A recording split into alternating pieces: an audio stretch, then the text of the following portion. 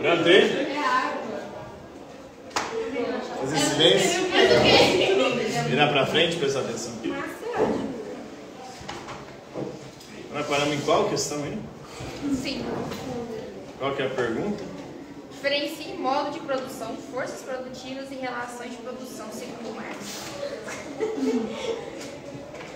Modo de produção. Modo de produção é a maneira, é a forma como uma determinada sociedade, em um determinado período histórico, segundo Marx, produz as suas riquezas.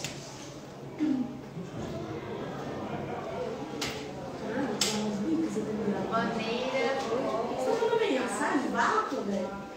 Pode ser tratado. O quê? Porque você é uma. Ou produz a sua subsistência, ou produz suas mercadorias, ou produz seus produtos. No meu caso, nasci. Cada período histórico é um modo de produção diferente. É? É o capitalismo, no caso? Hoje é o capitalismo. Historicamente tem essa pergunta aí? Historicamente tivemos alguns modos de produção. O primeiro modo de produção que existiu, segundo Marx, é o comunismo. Pessoal, escreve um pouquinho mais. Nossa, a letra já é meio muito entender se vai pro INDG. O comunismo primitivo. Vou trocar o pincel, porque esse pincel aqui tá... Comunismo primitivo. No comunismo primitivo, nas sociedades tribais, tudo que eles produziam era dividido de forma igualitária pela comunidade. Então tudo que eles caçavam, coletavam, pescavam era dividido de forma igual em todos. Não havia desigualdade social, não havia ricos e pobres. Havia só. O que havia muitas das vezes era carestia. Eles viviam em determinado local e aquele determinado local esgotava os recursos naturais. Aí todo mundo passava fome. Mas aí eles buscavam lugares, né? Aí eles buscavam outro lugar, né? Aí eles migravam em busca de uma região onde eles pudessem encontrar uma nova forma de subsistência. Mas o legal é que quando eles voltavam para o mesmo lugar, como eles jogavam, né? Mas só que nessas migrações o que acontecia?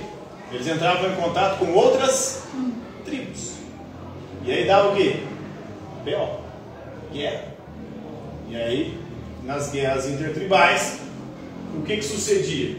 Sucedia o seguinte: a tribo que vencia pegava os sobreviventes da tribo perdedora e transformava eles em escravos. Aí nós temos um novo modo de produção. Aí a sociedade igualitária, você falou. Isso, aí acaba, né? O escravismo antigo, né? Aí começa o escravismo, onde há a relação entre o senhor e o escravo.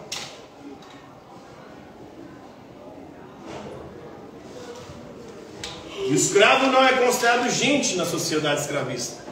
Ele é uma mercadoria, ele é um produto. Então o senhor pode fazer o que quiser com o seu escravo. Pode prender, pode matar, pode vender. Por quê? O escravo é uma mercadoria. Aí os escravos começam a se organizar para se rebelarem contra os seus senhores. As mais famosas guerras ou organizações de escravos contra os seus senhores aconteceram no mundo antigo, especialmente em Roma, no Império Romano. Qual que é a mais famosa, uma das mais famosas revoltas de escravos no Império Romano? Tem uma série na Netflix, muito boa inclusive. Foi uma das únicas séries que eu vi na minha vida. Não é? Spartacus. Ah, eu já vi também. Eu tô na metade. Spartacus é uma revolução de escravos. O que eles faziam com os escravos na Roma Antiga, né? Tinha os escravos que trabalhavam, que produziam, e outros escravos que eram transformados em gladiadores. Quando os escravos eram fortes, tinham habilidades ali na batalha. Aí colocavam eles para lutar nas arenas. A arena mais famosa era o Coliseu de Roma. E o Spartacus era um grande lutador. Tem o filme também. Tem o Gladiador também, que mostra um pouco dessa realidade. E não são os escravos, os povos que outrora eram escravizados pelo Império Romano, que vão se organizar e destruir o Império Romano. Levar ele à dissolução em 476. São os povos chamados bárbaros, os povos do norte da Europa. Muitos deles tinham sido escravos. E até, o que eles faziam também, os romanos? O povo que eles dominavam, ele pegava uma parte daquele povo, ou transformava em escravo para trabalhar, ou em gladiador para fazer a festa lá, o pão e circo do Império Romano, ou esses escravos passavam a integrar o exército do Império. E aí, quando eles já tinham uma organização ali, por conta dos exércitos, muitos deles começaram a se rebelar e a invadir Roma, até que dissolvem o Império Romano em 476. Então os escravos detonam o escravismo antigo, um novo modo de produção surge. Qual que é o modo de produção na Idade Média? Feudalismo. No feudalismo, a relação entre senhor e servo, ou o terceiro estado. Vocês lembram lá da pirâmide social na Idade Média? Isso. O primeiro estado era quem? O clero, né? O segundo estado? A nobreza. A base da pirâmide, quem produzia tudo? Comerciantes, camponeses, burgueses e artesãos. O camponês, ele trabalhava no campo, nas terras do senhor feudal. O que ele fazia? De 4 a 5 dias da semana ele tinha que trabalhar na terra do senhor feudal. Em troca disso, o que ele ganhava? Um pedaço de terra para ele poder plantar e criar seus animais ali para sua própria subsistência. O burguês, ele começa a enriquecer através do comércio, principalmente depois das guerras. Qual foi a guerra mais famosa da Idade Média? Idade Média? Pelo menos para os europeus, né? Na perspectiva dos europeus. Porque lembrando, a gente conta uma história que é a história do Ocidente. Houve um império muito maior do que o Império Romano, mas para a gente que é ensinado que o Império Romano foi o maior dos impérios. O Império Mongol foi muito maior do que o Império Romano, né? O Gengis Khan teve uma porção de terra muito maior, mas essa história é oriental, do Oriente, da galera lá do... Tem um negócio região da China, da Índia, do Discovery que ele fala dessa guerra. Da medieval? Ele fala só sobre isso. Tipo, as cruzadas? Fala sobre o Império Mongol mesmo. Ah, então não. Império Mongol, sim. Ele foi o maior império do mundo ali. Na verdade, muito medieval, né? Naquele contexto. Acha muito ouro, antigo. Mas para a Europa, a guerra mais famosa daquele tempo foram as cruzadas, a guerra entre os cristãos e os muçulmanos. Eles estavam lutando e guerreando por conta de quê? Pessoas, da Terra Santa. Querendo ter o domínio sobre a Terra Santa, Jerusalém, que é considerada a terra de Deus, a terra onde Deus se revelou através de Jesus Cristo para os cristãos. A terra onde, para os muçulmanos também é uma terra sagrada, de onde supostamente Maomé teria sido levado para os céus por Alá. E a terra sagrada, que é a terra prometida a Abraão para os judeus. Deus haveria prometido para Abraão uma terra onde corria leite e mel, e uma descendência tão numerosa quanto as estrelas do céu. Então Abraão sai de sua terra, Ur na Caldeia, e vá para a terra que eu vou te mostrar. Seria a terra prometida, que seria Jerusalém, onde hoje ali é Israel. Então deveria ter só uma religião, se ele prometeu isso para todos. Para 3 povos é uma terra sagrada. Na Idade Média, quem estava disputando essa terra sagrada eram os cristãos e muçulmanos, nas cruzadas. E uma galera começou a se aproveitar disso, que foi a burguesia. Desse contato nessas guerras, levaram os burgueses a entrar em contato com o Oriente. E nesse contato com o Oriente, eles começaram a manter um comércio ali e foram enriquecendo. Enriquecendo primeiro com o comércio. Ficaram ricos pra caralho com o comércio. Estavam tão ricos que nem sabiam o que fazer com o dinheiro. Começaram a fazer mecenato. Financiava artista, filósofo, cientista, financiava também inventores. E aí vão ser os inventores que vão construir a primeira máquina, que vai ajudar o processo da revolução industrial. E aí a burguesia vai se tornar ainda mais poderosa. Ela já tinha poder econômico, enriqueceu com o comércio, depois com a indústria. Agora ela quer também o poder político.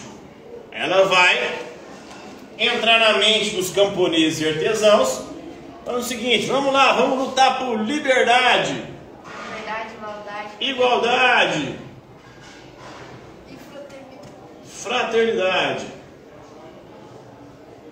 É a Revolução Francesa. É uma das revoluções burguesas, né? Por quê? Porque o clero e a nobreza tinham privilégios e regalias. Estavam acima das leis. E aí a burguesia vai fazer as revoluções burguesas. A primeira revolução burguesa acontece na Inglaterra. Começa com a Revolução Puritana e culmina em 1689 com a Revolução Gloriosa. Então temos aí a primeira grande revolução burguesa, né? A segunda grande revolução burguesa que é considerada é a Revolução Norte-Americana, mais conhecida também como Independência dos Estados Unidos, 1776, 4 de julho de 1776, o Independence Day, né? O processo revolucionário começou um pouco antes, culmina no dia 4 de julho de 1776. Depois, no dia 14 de julho de 1789, eclode na França a Revolução Francesa. E esses eram os ideais, né? Igualdade de todos perante a lei, porque clero e nobreza tinham privilégios e regalias, eles queriam liberdade de expressão. Não existia liberdade de expressão. Se você falasse algo que a igreja considerasse errado, você poderia pagar na fogueira. Se você falasse algo que incomodasse o rei podia mandar te matar, mandar te prender, tomar os seus bens. Não tinha liberdade de expressão, não tinha liberdade religiosa, não tinha liberdade de comércio, poderia comercializar com quem o rei autorizasse. Eles queriam liberdade, desigualdade perante a lei e fraternidade, porque amor de fraternidade é um amor entre quem? Irmãos. Né? Então todos são irmãos. Todos os seres humanos fazem parte de uma mesma família, que é a humanidade. São alguns ideais aí. Aí, com essas revoluções, nós temos o advento do capitalismo. O sistema econômico agora voltou a outras duas classes sociais. A burguesia, que enriqueceu, agora tem um poder político e econômico, ela controla o Estado. E subjuga quem? O proletariado.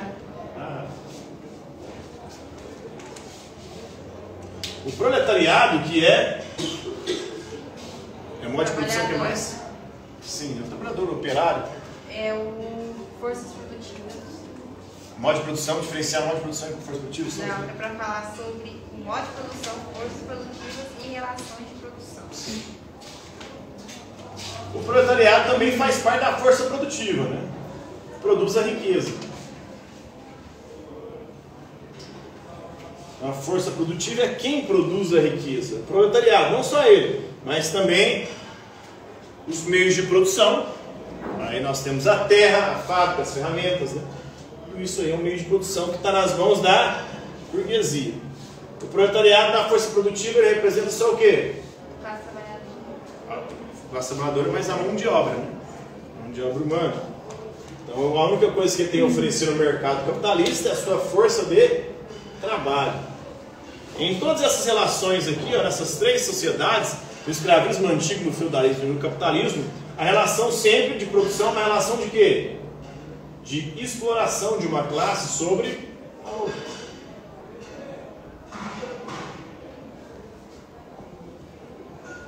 Então, como que as classes se relacionam? Através da exploração.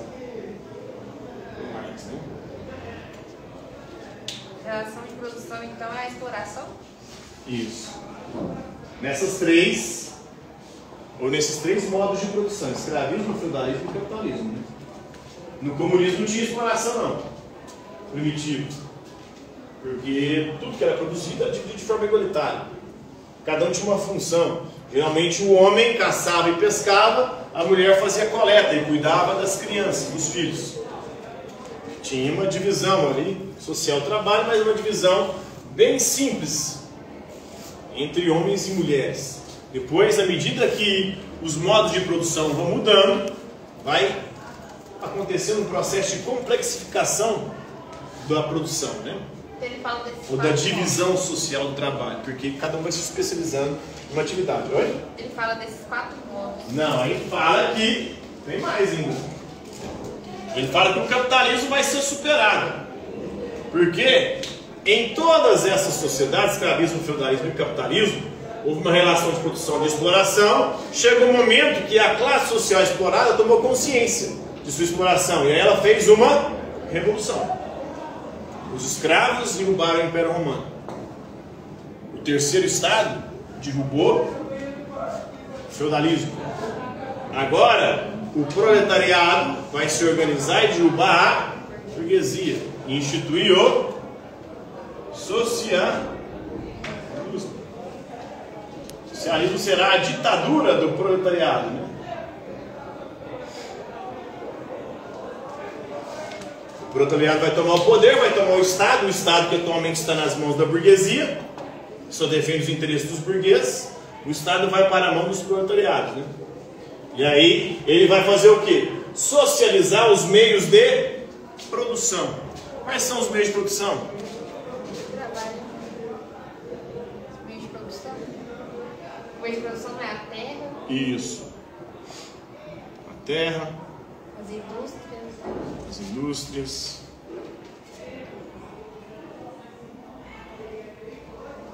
Temos as ferramentas, as máquinas.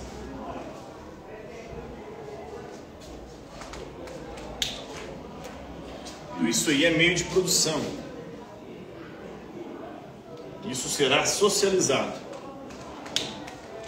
E tudo que for produzido vai ser dividido de forma igualitária. No socialismo, mas vai haver uma ditadura, ainda existe Estado. Até que isso vai construir uma cultura tal, segundo Marx, que vamos chegar ao comunismo. Uma sociedade onde existirá a igualdade, a cada um conforme a sua necessidade, mas uma igualdade sem Estado. Não vai ser mais preciso uma ditadura do proletariado. O proletariado vai fazer revolução e não há revolução sem armas. Toda revolução só acontece por meio da violência. Ninguém vai deixar o poder de boa. Por isso que ele dizia que os socialistas anteriores ao materialismo histórico dialético de Marx eram socialistas utópicos. Porque eles queriam implantar o socialismo, mas convencendo a burguesia a criar cooperativas, a criar uma sociedade igualitária, a dividir os lucros com todo mundo. Mas isso não vai acontecer, porque a galera não vai querer. O rico só quer ficar cada vez mais rico. Então, aí no comunismo, essa igualdade de Estado? Com Estado, no socialismo, o comunismo sem Estado. Por quê? Vai chegar um momento que vai ser preciso mais Estado. O Estado, segundo Marx é um crítico do Estado. Ele vai dizer que o Estado é uma instituição, é um instrumento de dominação da classe dominante. O Estado antigo preservava a relação entre senhor e escravos. As leis eram para quê? Para sustentar a relação entre senhor e escravo. Então aí não vai ter mais essas leis. Aí vai ser preciso mais. As relações serão igualitárias. Segundo ele, vai acontecer uma cultura tal que as pessoas vão entender o seguinte: a gente produzir aqui, vamos fazer trocas voluntárias, né, e igualitárias, sem a necessidade da intermediação de um Estado. O Estado foi criado para quê? Para intermediar a relação entre os indivíduos, principalmente, segundo Marx, entre as classes sociais. Então, tipo, se a pessoa quiser... E para garantir o controle de uma classe sobre a outra. Então você está trabalhando aqui, você precisa de ajuda, você só vai chamar ali, vocês negociam entre vocês, nada a ver com isso na carteira, nem nada, só ali. Não vai existir isso na carteira. Só vai negociar ali e pronto. Se você for produzir, você vai produzir a partir de você mesmo. Não vai ser necessário você estar subjugado a outra pessoa. Não vai ter alguém controlando os meios de produção. Os meios de produção serão, né, todo mundo terá acesso a produzir. Uma questão meio que utópica também, né? Meio que utópica, mas dizer que isso aí é só depois, né, da ditadura do proletariado. Primeiro tem que passar para a ditadura do proletariado. Aí vai construir uma cultura, o socialismo, uma cultura onde não vai haver mais exploração do homem sobre o homem. Agora a exploração é só do homem sobre a natureza, para transformar a natureza em riqueza para o ser humano, e dividindo isso de forma igualitária. Agora a 6 é quais foram os principais âmbitos no modo de produção históricos? Ah, já passou. Modo de produção. Escravismo antigo, feudalismo, capitalismo, comunismo primitivo, escravismo antigo, feudalismo medieval, capitalismo moderno, socialismo e comunismo. Né? Explica a luta de classes segundo Karl Marx. Então, segundo Karl Marx, a história da humanidade nada mais é do que a história da luta de classes. Olha aqui. Senhor escravo, senhor servo, burguesia e proletariado. A luta de classes é o motor da história. Então, o que move a história da humanidade, segundo Marx? A luta de classes. Hã? Que move? É.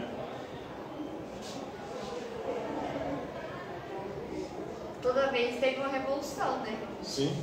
Sempre uma classe lutando contra a outra. Agora há um BO aqui, né? No capitalismo. Na verdade, sempre houve esse BO que Marx chama de ideologia.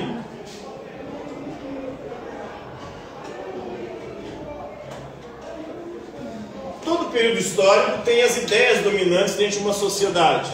E as ideias dominantes de uma sociedade sempre são as ideias da classe dominante. Qual que é a ideologia que rege o mundo hoje dentro do capitalismo? É a seguinte: a ideologia da meritocracia. Se você se esforçar, você vai chegar a se tornar um burguês, você vai ficar rico. Se você empreender, você chega lá. Tudo depende de você. Isso para Marx é uma ideologia. Por quê? Será que depende só da gente para chegar lá? Será que todo mundo que quer fica rico? Todo mundo que se esforça? Não. Tem alguns aí que nasceram com o cu virado para a lua e dá uma sorte do caralho e consegue.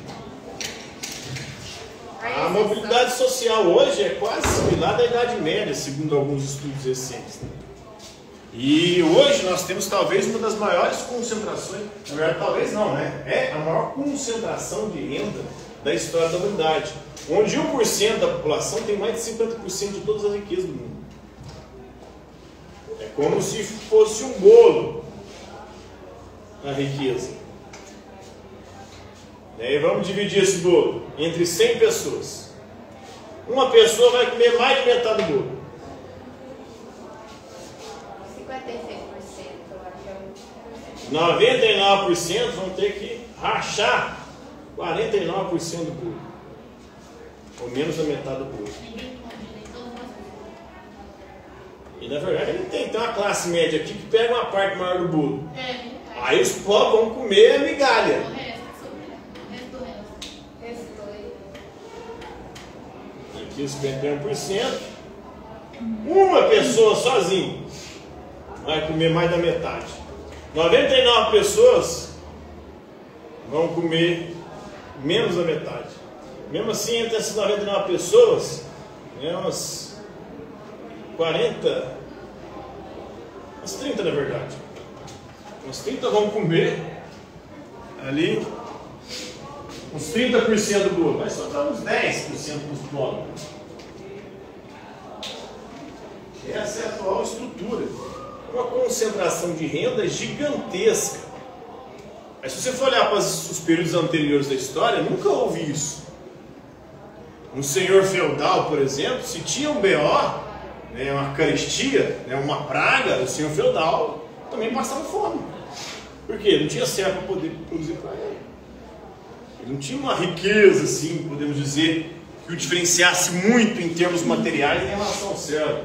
O senhor e o escravo também não era algo tão gritante quanto é hoje. Hoje, alguns bilionários têm riquezas que são maiores que muitos países.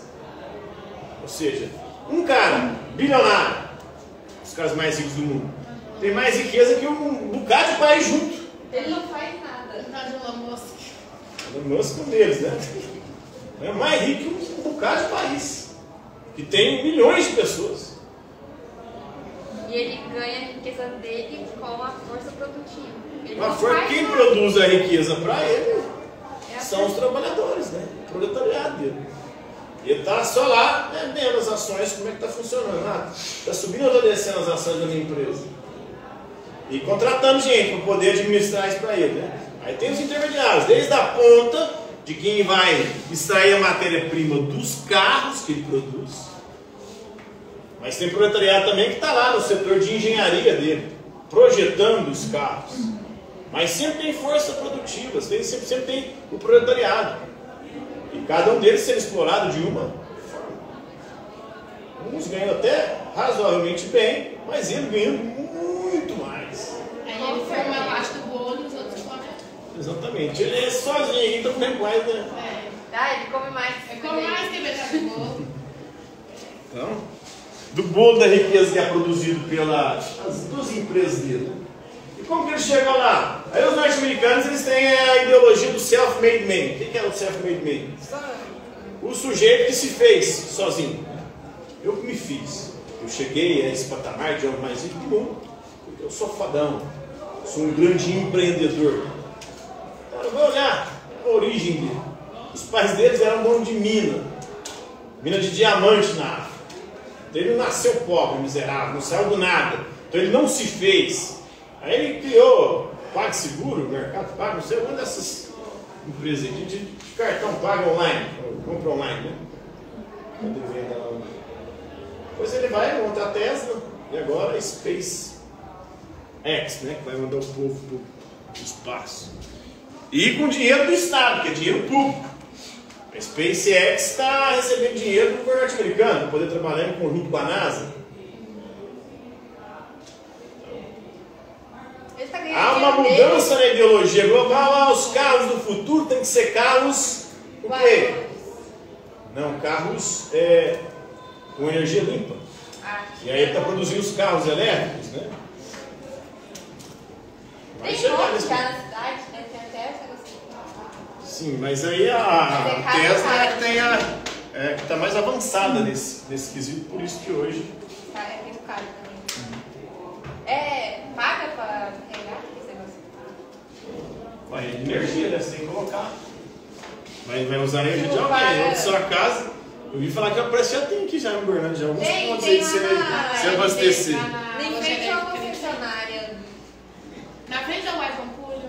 Então, eu passei de alguém falando isso mesmo. Eu tava pensando, tipo assim, eles passam o cartão, igual a gente faz. É de graça? Será? Eu não sei como é que funciona. Com certeza não, porque energia elétrica é de graça. Eu fiquei pensando, será que a gente vai lá e faz igual? Mas como é que eles vão saber quantos watts você pegou de energia? Deve ficar igual tem 100 watts, né? Igual aquele negocinho que tem na casa da gente, tá? Não sei. Mas é isso aí. Próxima questão. Vou comprar um carro. Eu vou comprar uma coisa na loja? Só? Aí não. Não faz sentido. Não faz sentido. É Esse melhor tipo é o que ele fala, né? 8. Verifique a evolução da humanidade da ideia de progresso segundo Comte, Hegel e Marx. Os três, a sociedade está evoluindo, né? O Comte, a evolução é graças a quem? Não lembro de Comte. Graças ao... A ciência. Comte tem aqueles 3 estados. Os 3 estados, né? É a ciência que vai nos conduzir à revolução, ao melhor dos mundos possíveis. Porque só a ciência pode resolver os problemas da humanidade. Hegel. Agora, Hegel é o quê? O que conduz à evolução da humanidade? As ideias, né? A contradição é o motor da história, ou seja, a contradição de ideias é o motor da história. Então, são as ideias que nos conduzem rumo à evolução. Ele pensa, se a gente pensar positivo, vai acontecer um monte de coisa positiva. Na verdade, ele acredita que as ideias, ao entrar em confronto, elas vão fazer com que a gente tenha uma visão cada vez mais ampliada e melhorada da realidade. Como se fosse ali o Marx. É como se a ideia do servo entrasse em conflito com a ideia do Senhor. Sim, seria como se a ideia do... a ideia do que defende o escravismo. Ele fala, não, cara, eu tenho uma ideia melhor, que é o feudalismo. É melhor, um modo de produção melhor que o escravismo. Aí o outro fala, não, eu tenho uma ideia melhor com o capitalismo. É muito melhor que essas duas anteriores. Aí o outro vem, não, eu tenho uma ideia melhor que o socialismo, que é melhor que o capitalismo. Aí confronto de ideias. Para o Marx não, é o confronto entre as classes, não entre as ideias. Uma classe está sendo explorada e está sofrendo, está se fudendo. Aí ela vai perceber essa exploração e vai se organizar e fazer a revolução. Apesar de que aí as ideias também vão se propagar. Mas para o Hegel as ideias aqui é muito mais no campo idealista mesmo. Então, Marx é a evolução de classe. A luta de classes, né? Que é o motor da história. Que vai nos conduzir à evolução. E o estágio mais avançado é o comunismo. O estágio mais evoluído, sim. Então, Marx acabou. Tá outra? Vamos continuar ainda, tá? Acabar, né? Quantos minutos aí? 9h32. Acaba 9h40, né? Falta 8 minutos, né? Próxima questão. 9. Explique a filosofia a golpe de marreta segundo esse nome escrito. Nietzsche. Friedrich Nietzsche, filósofo alemão do século XIX. Golpe das marretas. Filosofia a golpes de marreta. O que a marreta faz? Quebra. Destrói, quebra. O objetivo dela é demolir. E o que o Nietzsche quer demolir? Os dois pilares da cultura ocidental. Quais são os dois pilares da cultura ocidental? A filosofia grega, de Sócrates em diante, e a religião cristã. Por que ele quer demolir esses dois pilares? Porque, segundo ele, essas duas expressões culturais construíram uma sociedade doentia, uma sociedade ressentida, recalcada, invejosa, fraca, uma sociedade de escravos, uma sociedade de rebanho, onde as pessoas não pensam por si mesmas, precisam sempre de um pastor, de um guia. E castra essas pessoas também, porque tudo que é gostoso e vital eles consideram errado, pecado, mal. Tudo que aumenta a nossa energia de viver, segundo Nietzsche, eles consideram errado. O Nietzsche era o quê? Ele não era grego, não? Não, ele era alemão, século XIX. Então esses dois pilares aí que ele quer meter a marreta. Né? E qual idade média o Marx estava? Oi? Qual idade? Ele estava média, moderna? É contemporânea, né? Isso aqui é chamado de idade contemporânea. Século XIX até o século XXI, contemporâneo. Então Marx é contemporâneo. Marx também, século XIX. Todos aqui que a gente está falando é contemporâneo, né? Kant, Hegel, Marx, agora o Nietzsche. O senhor gosta de colocar esses negócios contemporâneos? Sempre é. Os modernos começa lá com Francis Bacon, até Descartes, vai até o século XVIII ali com Kant, né? Na filosofia. Próxima questão. Só isso, essa marreta? Isso, ele quer demolir os dois pilares da cultura ocidental. Quais são os dois pilares? A filosofia grega, de Sócrates em diante, e a religião cristã. Mas aí a cristã toda, evangélica, tudo? Segundo ele, a religião cristã, de forma geral, ela, na verdade, ele vai dizer que o único cristão de verdade morou na cruz, que era Jesus. Jesus era um cara massa pra caralho, o problema foram os seguidores dele, o problema foi o fã-clube. Jesus era massa, o problema é o fã-clube. Por quê? Principalmente de Paulo em diante. Porque Paulo vai deturpar totalmente o pensamento do próprio Cristo. E vai introduzir regras ali que castram o ser humano. E vai considerar tudo que é bom e vital, que aumenta a nossa energia de viver, pecado. E você vai para o inferno se viver, se experimentar aquilo. Então sexo é pecado, né? Beber é pecado. Jesus não fala de bebedeira, pelo contrário, o primeiro milagre de Jesus é o quê? Transformar água em vinho. Numa festa onde já estava todo mundo bêbado. Então ele fala, vou beber mais ainda. Aí vem o Paulo lá nas cartas de Paulo, tá lá, né? Deus não gosta de bebedeira, Então você não leu o Evangelho de João, seu retardado. Né? A gente ia falar para ele. E não tinha lido mesmo não, porque Paulo escreve no ano de 40. O João escreve o Evangelho dele no ano 100. Então tem uma diferença de 60 anos. Então Paulo não sabia o que estava falando. Estava falando merda, né? Aí Paulo vai falar que o homem tem que ser, a mulher tem que ser submissa ao homem. Paulo vai falar, né, que sexualidade, né, não pode fazer. Jesus nunca falou nada de sexo, pelo contrário, as prostitutas seguiam ele, velho. E ele falava, as prostitutas os precederão no reino dos céus. Aí lá, mete o pau em sexo, não pode. Aí é o 7º mandamento, não pecar contra a castidade, que é o quê? Não fazer sexo antes nem fora do casamento, não cometer adultério, você vai para a bronha, não dar um DJ, nada disso. Tudo isso é pecado, você vai para o inferno se você fizer. Mas o Nietzsche vai falar que isso é vital, cara, isso aumenta a nossa energia. Então tudo que aumenta a nossa energia, a nossa potência de viver, vamos considerar mal. Então eles renunciam a essa vida, por quê? Essa vida para eles aqui é um vale de lágrimas. Aqui, você está aqui para sofrer. E quem sofre aqui, aí o que eles fazem? Eles inventam outro mundo. Por isso que ele chama a religião cristã de religião de escravos. Por que religião de escravos? Porque o escravo ele não pode gozar nesse mundo. O escravo é um fudido, um lascado. O escravo não pode ter a mulher que ele quer, ele não pode ter riqueza. Então os 7 pecados capitais, soberbo, você achar melhor que os outros. O escravo não tem como se achar melhor que os outros, porque ele nem ser humano é considerado. Ele é uma mercadoria. Ele não pode ter avareza. Na verdade, o escravo não tem nada dele. Nem ele é dono dele mesmo. Luxúria. Fazer sexo, né? O senhor podia comer o que ele quisesse. O escravo custava mal um outro escravo, nem para poder. Né? Até escravo queria o senhor, porque era aquele luxo que o senhor oferecer. Né? Tá achando. Aí o que o escravo faz? Já que eu não posso gozar nesse mundo, aproveitar e ter os prazeres desse mundo, eu vou inventar um mundo onde eu vou me dar bem. Aquele que tem prazer nesse mundo, no outro vai se fuder, vai para o inferno.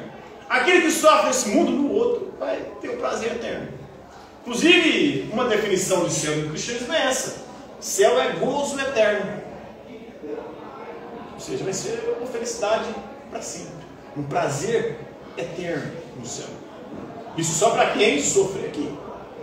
Então, quem gozou aqui, quem aproveitou o mundo aqui, no outro vai se fuder. No outro vai se lascar.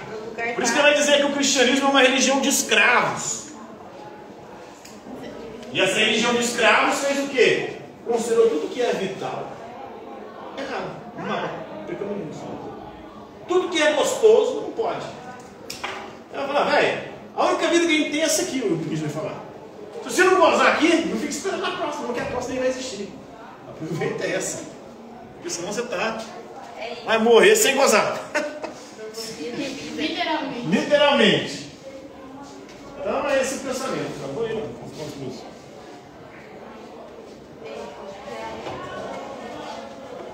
Deu, 40. 40? Um dia a gente termina isso aí. E agora vem a prova, né?